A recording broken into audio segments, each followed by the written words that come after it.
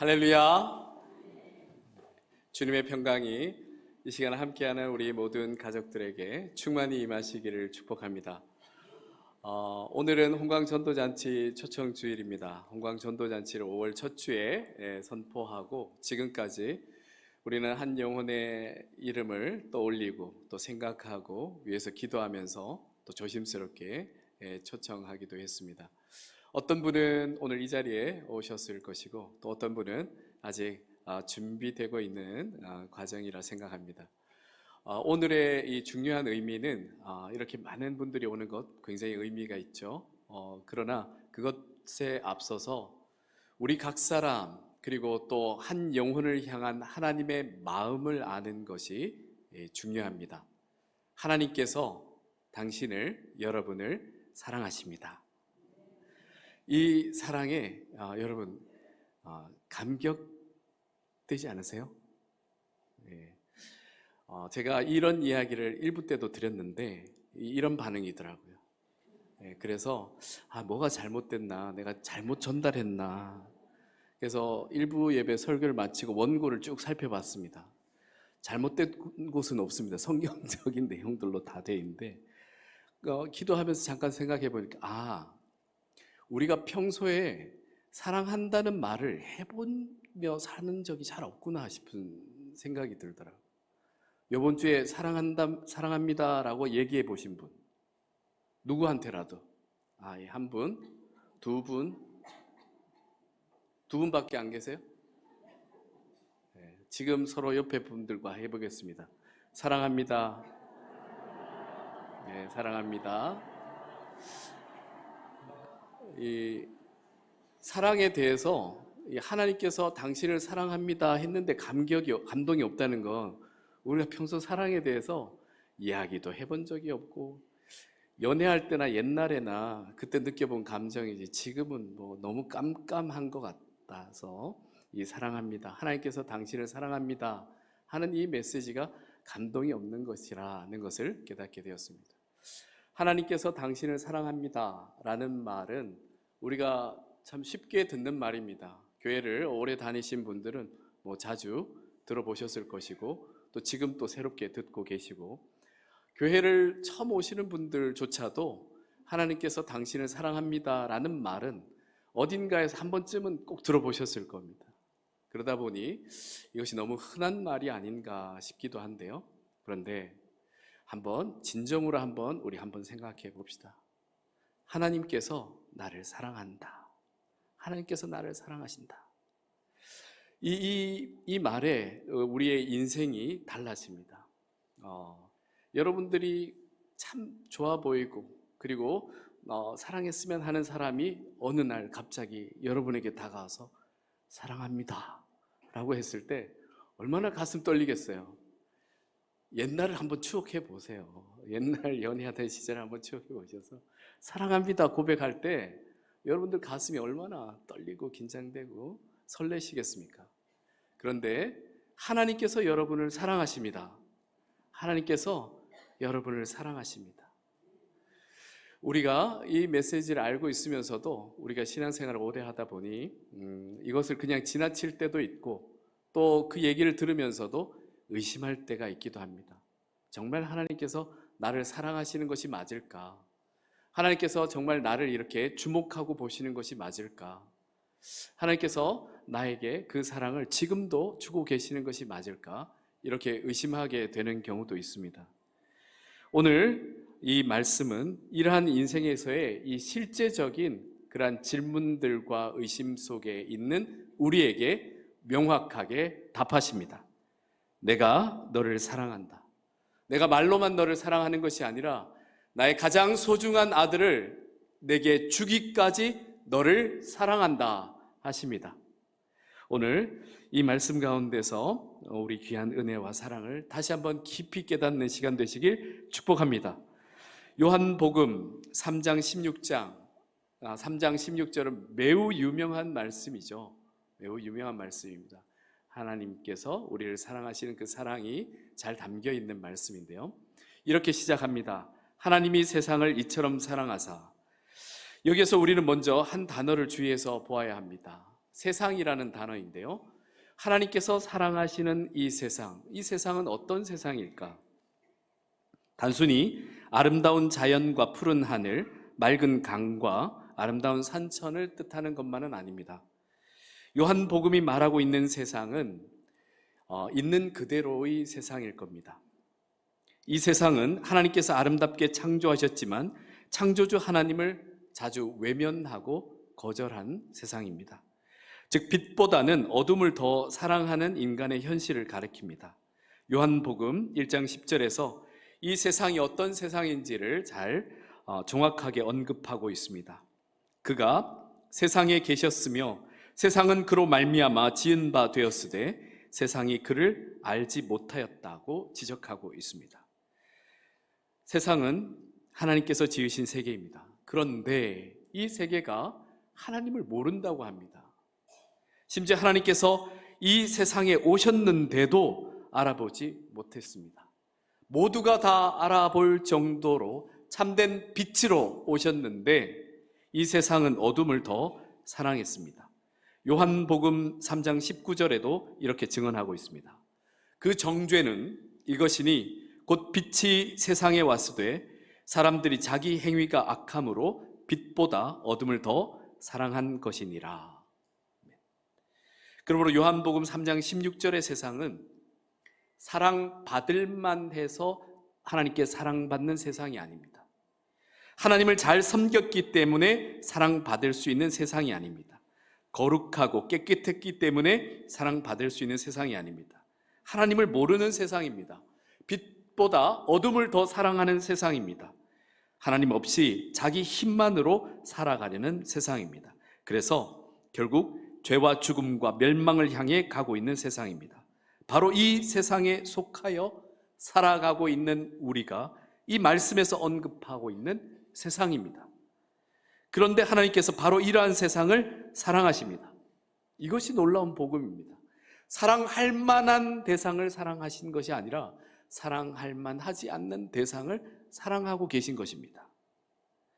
지금까지 우리가 경험하고 있는 이 세상에서의 사랑은 어떤 사랑입니까? 내가 잘하면 사랑을 받습니다. 내가 쓸모가 있으면 인정을 받습니다. 내가 사람들의 기대에 맞으면 환영을 받습니다. 그런데 내가 실수하면 금방 멀어지는 것이 이 세상의 사랑입니다. 내가 무너지면 외면당하는 것이 이 세상의 사랑입니다. 이러한 사랑을 우리가 경험하고 살아가다 보니 하나님의 사랑에 대해서 잘 이해가 되지 않습니다. 그래서 세상에서 우리는 사랑한다 하는 그 사랑 앞에서도 늘 긴장하게 됩니다. 내가 이 정도는 되어야 사랑받을 수 있겠지? 내가 이만큼은 해야 버림받지 않겠지? 나의 이런 모습까지 알게 되면, 보게 되면 사랑받지 못하겠지? 하고 늘 긴장하게 됩니다. 이 긴장이 괜히 하나님 앞에서도 하나님의 사랑이 있음에도 긴장하게 됩니다. 그러나 사랑하는 성도 여러분, 하나님의 사랑은 다릅니다. 하나님께서는 우리가 가장 아름다울 때를 보시고 사랑하신 것이 아닙니다. 하나님께서는 우리가 가장 경건해 보일 때를 보시며 사랑하신 것이 아닙니다. 어둠 가운데 있을 때, 우리가 하나님을 알지 못할 때, 심지어 우리가 죄 가운데 있을 때 하나님께서는 우리를 사랑하셨습니다. 로마서 5장 8절 말씀입니다. 우리가 아직 죄인 되었을 때에 그리스도께서 우리를 위하여 죽으심으로 하나님께서 우리에 대한 자기의 사랑을 확증하셨느니라. 아멘.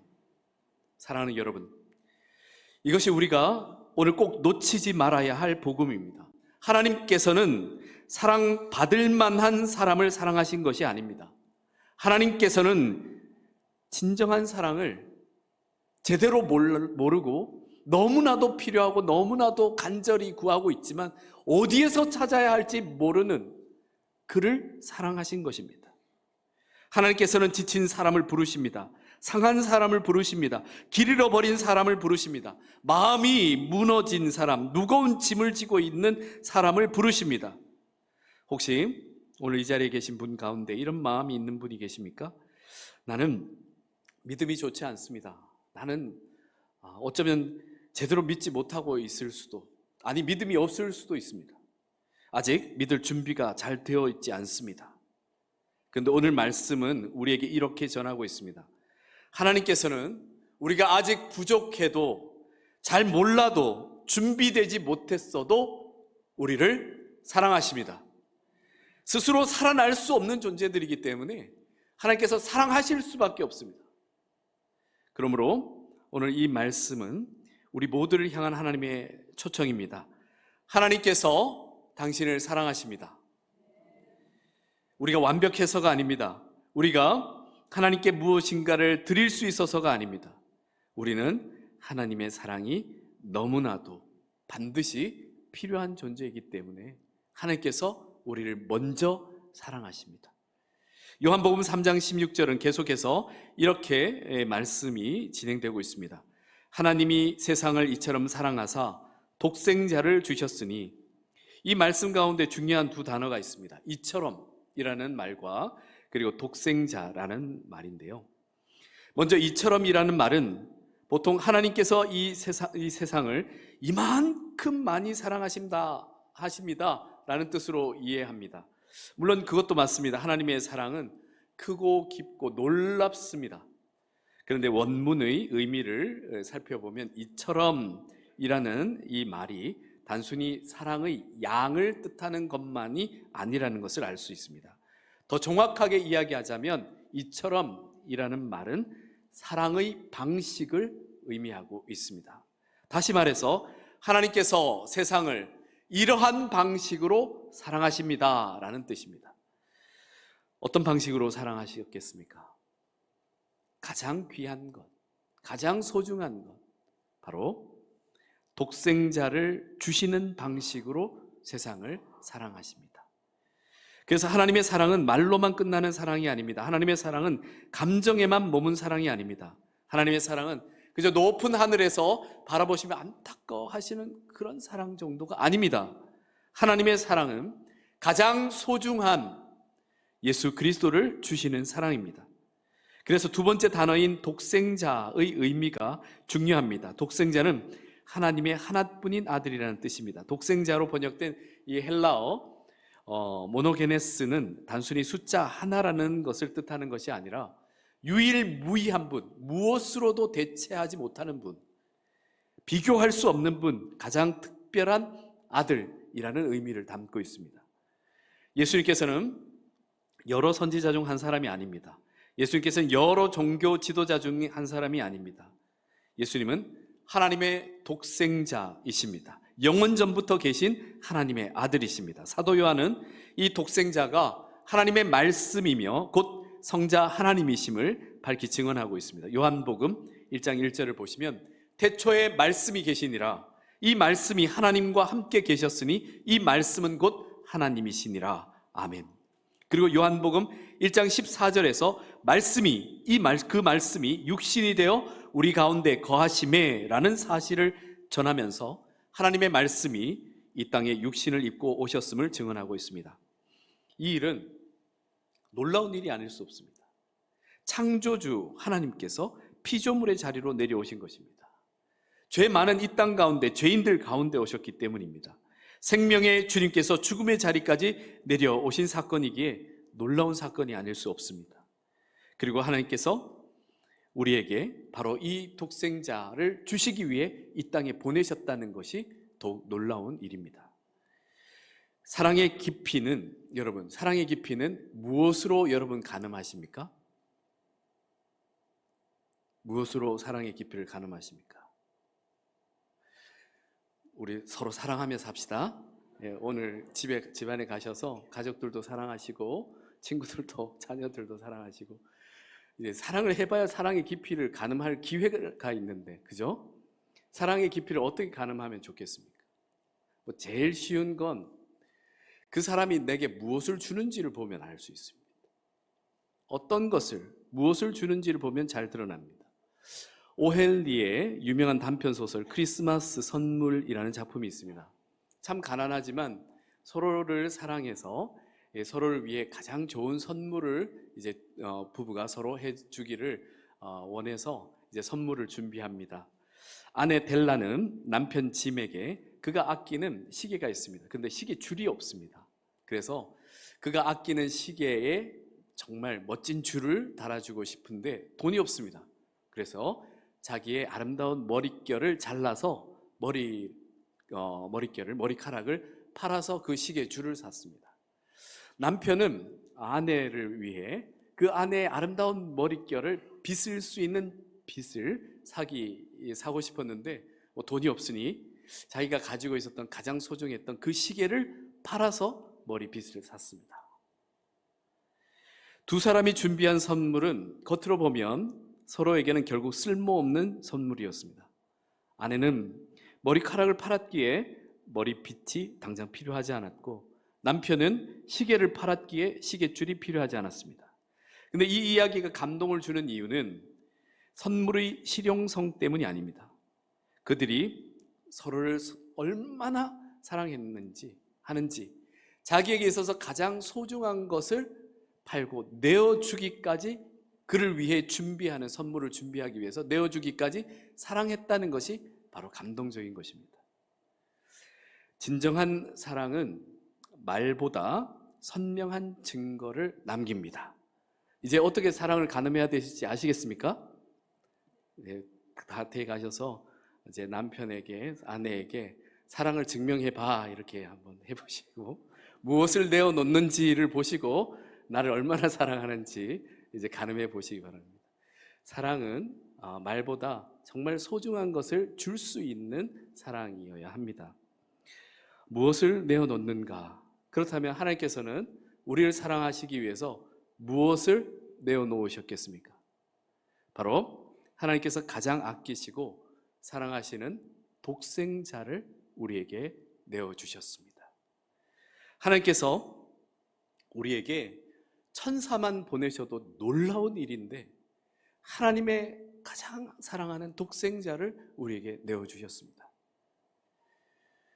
그리고 그 아들을 위해, 우리를 위해 그 아들을 심지어 십자가에까지 달리게 하셨습니다.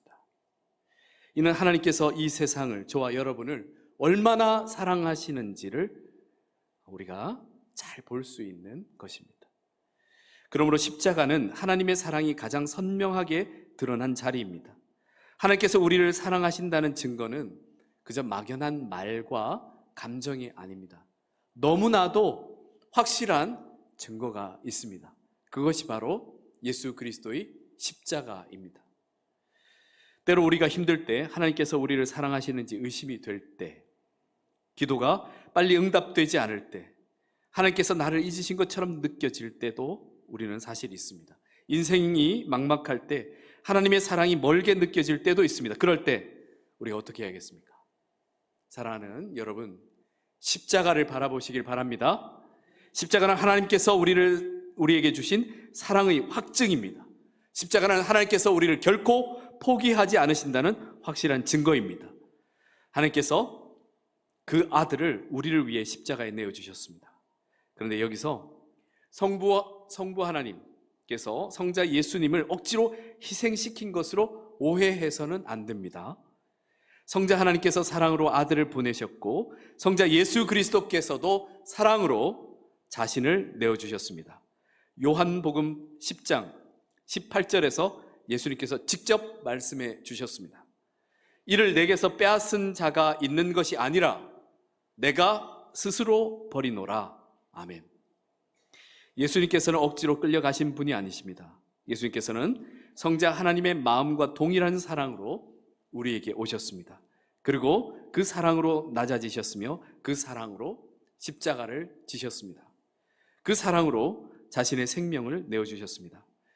이 자리에 함께 하시는 사랑하는 여러분, 그렇다면 하나님께서는 왜 이렇게 극단적인 선택까지 하신 것이겠습니까? 왜 꼭 독생자 예수님의 그 생명까지 내어주셔야만 했던 것이겠습니까? 그 이유는 우리를 살리기 위해서는 이 방법밖에는 없었기 때문입니다. 이렇게 하지 않고는 우리를 구원할 수 없었기 때문입니다. 우리를 멸망의 심판에 이르게 하는 죄는 그저 단순한 실수가 아닙니다. 죄는 하나님과의 관계를 끊어놓는 생명의 단절입니다. 죄는 우리를 하나님에게서 멀어지게 할 뿐만 아니라 결국 멸망으로 이끌어 갑니다.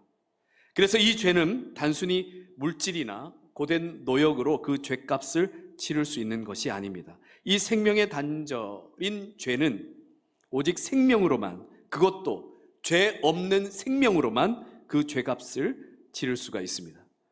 그래서 예수님께서 오셔야만 했습니다. 그래서 죄가 없으신 하나님의 아들이 오셔서 우리의 죄를 대신하여 십자가를 지실 수밖에 없었던 것입니다. 우리의 생명을 대신하여 우리 죄를 대신 지신 주님께서 오시지 않았다면 이 일은 해결될 수가 없었기에 주님께서 오셨습니다. 그래서 하나님께서 저와 여러분, 우리를 너무나 사랑하신 나머지 우리를 꼭 살리고자 하셔서 죄 없으신 하나님의 독생자 예수 그리스도를 우리를 대신하여 죄의 심판 가운데 내어주신 것입니다. 그래서 우리는 이러한 고백을 하게 됩니다. 요한복음 3장 16절 하반절에서 이렇게 전하고 있습니다. 이는 그를 믿는 자마다 멸망하지 않고 영생을 얻게 하려 하심이라. 아멘. 그리고 이어지는 17절은 하나님의 마음을 더욱 명확하게 전하고 있습니다. 하나님이 그 아들을 세상에 보내신 것은 세상을 심판하려 하심이 아니요 그로 말미암아 세상이 구원을 받게 하려 하심이라. 아멘. 여기서 하나님의 마음이 분명하게 드러납니다. 하나님께서 독생자를 보내신 이유는 저와 여러분, 우리를 살리기 위함입니다. 물론 하나님께서는 죄를 결코 가볍게 여기지 않으십니다. 그래서 성경에는 분명한 심판에 대한 이야기가 있습니다. 그리고 멸망에 대한 이야기가 있습니다. 말하고 있습니다. 그러나 오늘 말씀처럼 하나님의 본심은 세상을 구원하는 것입니다. 하나님께서는 저와 여러분, 우리가 멸망하지 않고 영생 얻기를 원하십니다. 그리고 여기에서의 영생은 단순히 오래 사는 것만이 아닙니다. 죽음 이후 천국에서의 이야기만이 아닙니다. 이 영생은 지금 이 순간부터 하나님 안에 살아갈 때 얻게 되는 진정한 생명입니다. 영생은 생명의 근원이신 하나님과 함께 사는 것입니다. 그렇다면 이 영생을 우리가 어떻게 얻겠습니까? 오늘 성경 말씀에서 분명히 알려줍니다. 그를 믿는 자마다 영생을 얻게 하리라. 그렇습니다. 예수 그리스도를 믿는 자마다 영생을 얻습니다. 여기서 믿는 자마다라는 말이 정말 은혜롭습니다. 교회에 오래 다닌 자만이 라고 하지 않습니다. 무언가를 많이 이룬 자만이 영생을 얻는다 하지 않습니다. 어떻게 하고 있습니까? 믿는 자마다, 믿는 자마다, 나이가 많아도 나이가 젊어도 상관없이 예수 그리스도를 믿으면 영생을 얻습니다. 처음 교회에 왔어도 예수님을 내 구주로 믿으면 영생을 얻습니다.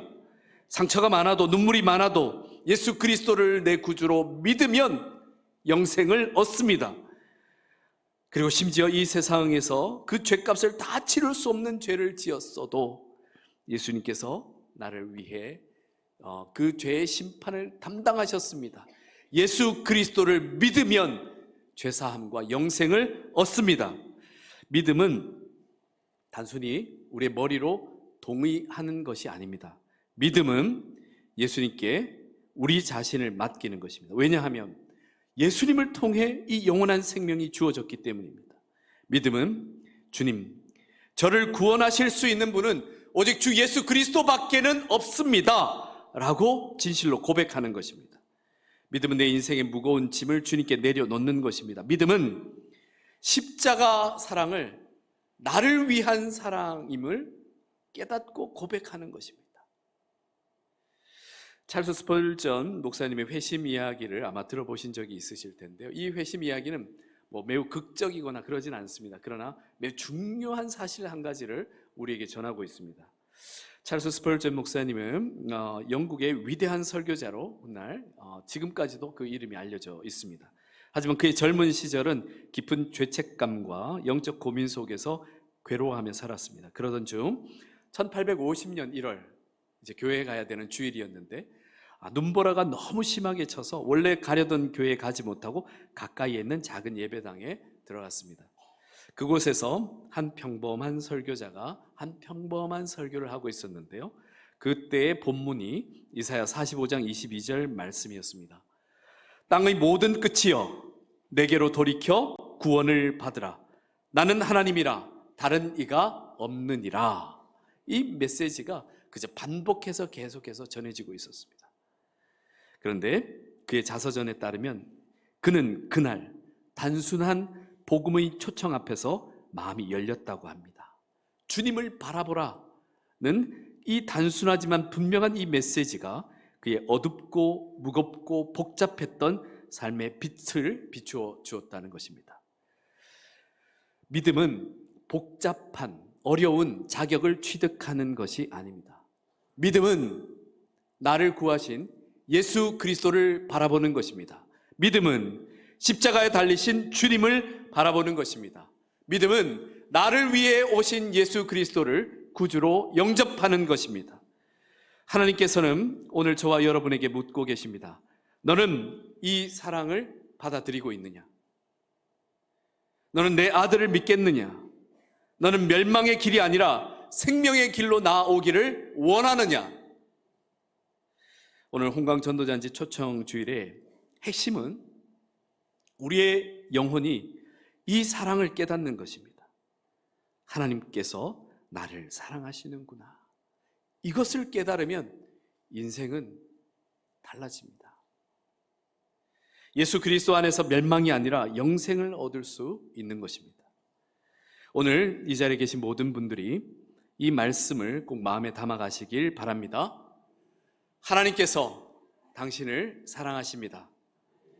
저와 여러분의 인생은 결코 우연히 여기까지 온 것이 아닙니다. 하나님께서는 저와 여러분을 살리기 위해 이 자리로 부르셨습니다. 그래서 오늘 이 말씀을 듣는 것 자체가 하나님의 은혜입니다. 혹 오랫동안 신앙생활을 하셨지만 마음이 지친 성도님이 계십니까? 하나님께서 당신을 사랑하십니다. 여러분의 수고를 아십니다. 여러분의 눈물도 아십니다. 그리고 겉으로는 괜찮아 보이는 척 그렇게 살아가고 있지만 속으로 눈물 흘리기도 하고 또 힘들어하고 있는 여러분의 삶을 아십니다. 그리고 이렇게 말씀하십니다. 내가 너를 사랑한다. 내가 너를 사랑하기 위해 내 아들을 주기까지 너를 사랑한다. 이제 저는 이 말씀을 듣고 있는 여러분 모두를 성도라 다시 거룩한 백성이라 다시 부르겠습니다. 우리의 능력으로 거룩해지는 것이 아니라 하나님의 그 사랑으로 거룩함과 구원을 얻었기 때문입니다. 사랑하는 성도 여러분, 오늘 우리가 붙들 말씀은 어렵지 않습니다. 그러나 그 깊이와 넓이는 측량할 수가 없습니다. 하나님께서 당신을 사랑하십니다. 이 말이 너무 익숙해서 감동이 없었다면 우리 다시 한번 십자가를 바라보시고 다시 한번 그 십자가 은혜 아래 깊이 머무르는 시간을 가지시길 바랍니다. 하나님께서 세상을 사랑하셨습니다. 그런데 이 세상이 저와 여러분처럼 하나님의 그 사랑을 제대로 알지도 못하는 사랑입니다. 오히려 어둠을 더 사랑하는 세상입니다. 내 멋대로 살아가고 싶어하는 세상입니다. 그런데 굳이 싫다고 하는데 하나님께서 사랑하셔서 가장 소중한 것을 내어주기까지 하십니다. 독생자를 우리에게 주셨습니다. 예수님은 하나님의 아들이십니다. 영원한 말씀이시며 창조주이십니다. 죄 없으신 성자 하나님이십니다. 그 고귀하신 분이 우리를 위해 이 땅에 오셨습니다. 우리를 위해 십자가를 지셨습니다. 이를 통해 하나님께서 우리를 구원으로 영생으로 초대하셨습니다. 그러므로 오늘 우리 결단해야 합니다. 하나님의 이 사랑을 믿으시길 바랍니다. 나는 잘 모르겠다고, 나는 사랑받을 자격이 없다고 이렇게 생각하고 말하는 것은 이것은 겸손도 자기 성찰도 아닙니다. 하나님께서 기뻐하시는 것이 아닙니다. 하나님께서 우리가 자격이 있어서 사랑하신 것이 아닙니다. 하나님께서는 우리가 자격이 안 되는 죄인일 때 사랑을 시작하셨습니다. 그리고 그 사랑으로 가장 귀한 독생자 예수 그리스도를 내어주시기까지 했습니다. 그러므로 이 사랑을 거절하지 마십시오. 이 사랑을 마음으로 받아들이시고 또 하나님의 그 사랑 안에 거하시기를 축복합니다. 믿음은 모든 것을 다 알고 시작하는 것이 아니라 믿음은 주님의 이 사랑 앞에 내 마음을 여는 데서부터 시작합니다. 믿음은 주님, 나를 구원하여 주옵소서, 나를 새롭게 하여 주옵소서라는 간구에서 시작됩니다. 오늘 홍강전도잔치 초청주일이라고 해서 이 잔치가 오늘로서 끝나는 행사가 아닙니다. 왜냐하면 하나님의 사랑은 오늘 이후에도 계속해서 흘러가기 때문입니다. 그래서 이 사랑을 믿는 사람, 받은 사람은 그 사랑을 또한 흘려보낼 줄 알아야 합니다. 내가 받은 사랑을 누군가에게 전하고 내가 들은 복음을 누군가에게 들려주면서 말입니다. 주님께서 사랑하시는 성도 여러분, 하나님께서 여러분을, 당신을 사랑하십니다. 그 사랑이 우리 앞에 있는 이 십자가 앞에서 온전히 증명되었습니다. 그러므로 세상을 살다 혼자 같을 때, 그럴 때 우리 십자가 바라보며 기도하시기 바랍니다.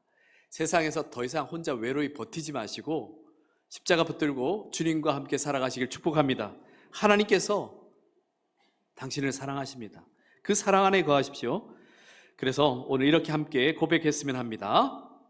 함께 고백하겠습니다. 하나님 아버지, 저를 사랑하심을 믿습니다. 예수 그리스도께서 저를 위해 오셨고 저를 위해 십자가를 지셨음을 믿습니다.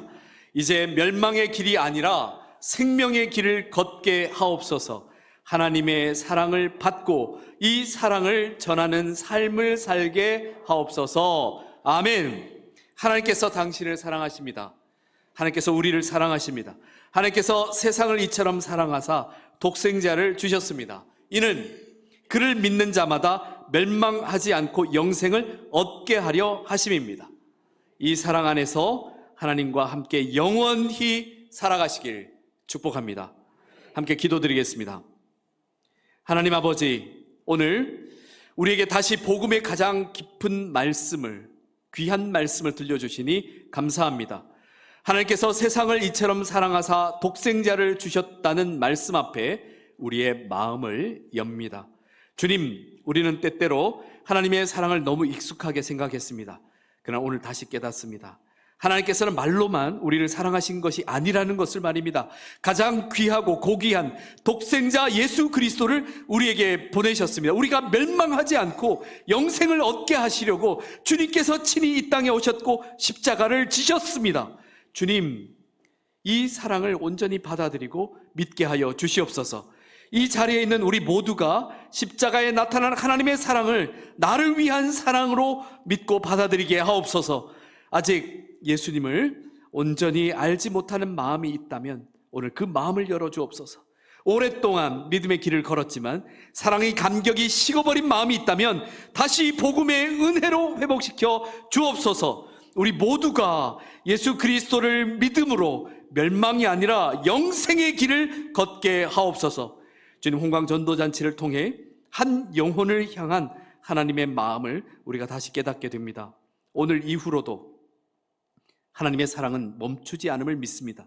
우리가 받은 사랑을 전하게 하시고 우리가 들은 복음을 삶으로 증거하게 하시며 사랑받은 사람답게 또 다른 생명을 주님께로 인도하는 성도들이 되게 하옵소서. 하나님께서 우리를 사랑하심을 믿습니다.